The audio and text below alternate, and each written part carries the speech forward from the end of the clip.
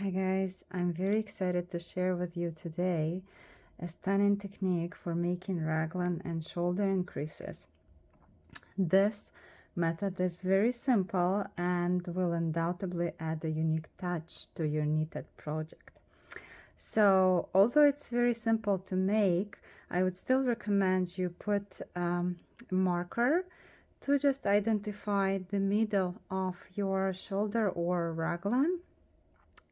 So the technique will require 2 stitches and 1 yarn over before the marker and 2 stitches and 1 yarn over after the marker. Okay, so without any delay, let's dive into it.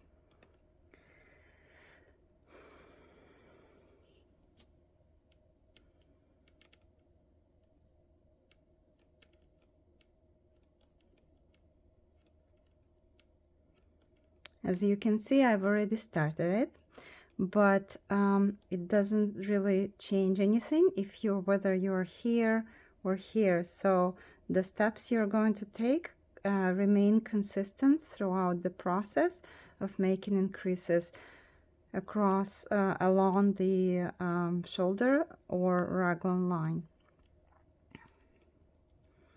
So here I have 2 stitches before the marker. This is where I'm going to make a yarn over. So I'm making a yarn over, and now these stitches I need to switch them.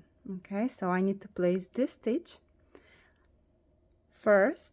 So it was second, now it's going to be first, and here's how I'm going to do it.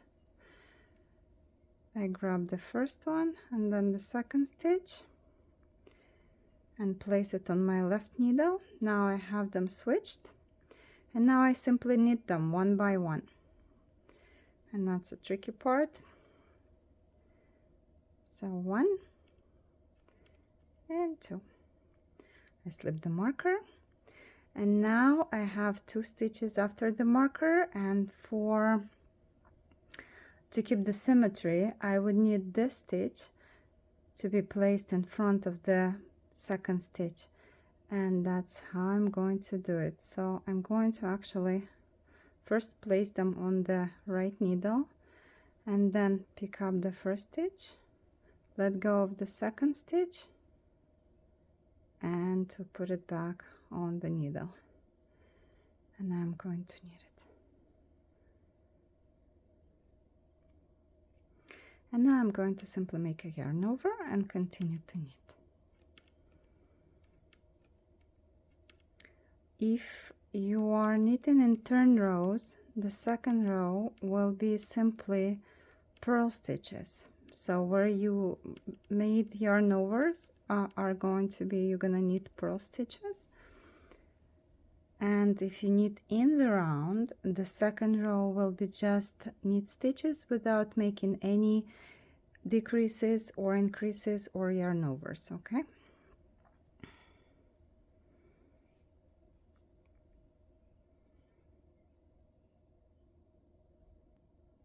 okay, so I have 4 stitches on my needles, and I'm going to just purl them like that before the marker, slip the marker, and continue to purl.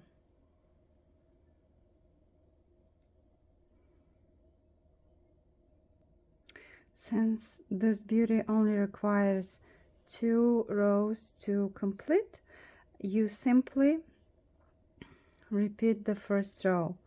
So here's was our yarn over. You knit it as a knit stitch, then you make another yarn over, and then you switch these 2 stitches like that.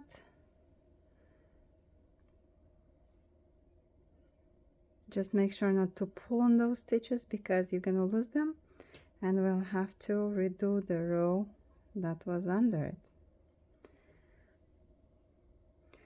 This guys here, I'm going to put them first on the right needle, and now grab the first stitch, let go of the second one, and place it in front of this first one. And actually that's not right. I'm going to do it